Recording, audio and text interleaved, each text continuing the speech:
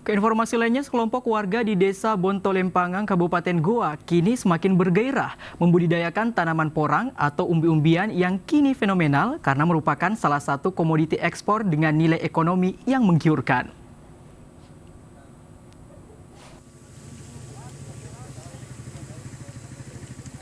Fokus dalam budidaya tanaman porang kini menjadi fenomenal bagi warga Desa Bontolempangan, Kecamatan Bontolempangan, Kabupaten Goa. Tanaman jenis umbi-umbian ini dulunya justru dianggap sebagai hama bagi petani. Kini menjadi populer karena memiliki nilai ekonomi yang cukup menggiurkan karena tingginya permintaan tepung umbi porang oleh beberapa negara Asia. Saat ini tercatat beberapa negara dengan permintaan ekspor porang terbesar, yakni Cina, Korea, dan Jepang. Selain sebagai bahan pangan, olahan dari umbi porang banyak digunakan untuk kebutuhan industri seperti kosmetik, obat-obatan, dan salah satu bahan campuran industri cat.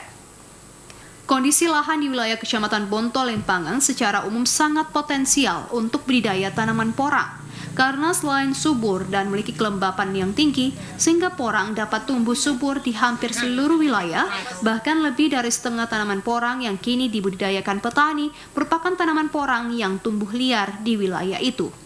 Meski baru sekitar 2 tahun dikenal memiliki nilai ekonomi, total lahan yang kini menjadi kawasan budidaya porang sudah mencapai sekitar 300 hektar di desa itu, sehingga mulai dilirik di survei pelaku industri, salah satunya perusahaan asal Jawa Timur.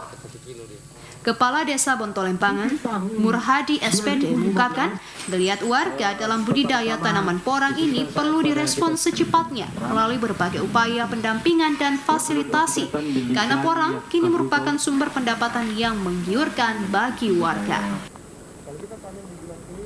Melalui komunitas petani porang di sini yang dibentuk oleh teman-teman para penggiat budidaya tanaman porang ini, insya Allah lewat pemerintah juga kita akan memberikan stimulan anggaran untuk bagaimana pengembangan petani porang ini bisa berkembang ke depan. Kita juga akan coba membangun kemitraan dengan pihak pabrik untuk hasil-hasil porang ini bisa dimaksimal. Saat ini jumlah anggota yang masuk di dalam Asipatimbo ini, asosiasi ini, kurang lebih 50 orang. Lahannya? Kemudian untuk luasnya, misalnya kurang lebih 200 hektar. Saat ini? Iya, saat ini. Jadi untuk saya pribadi, yang saya tanam ini kurang lebih 25.000 pohon.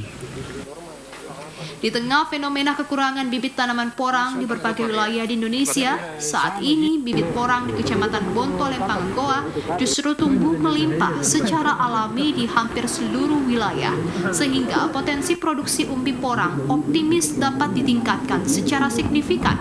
Bahkan musim panen mendatang ditargetkan dapat mencapai di atas 500 ton guna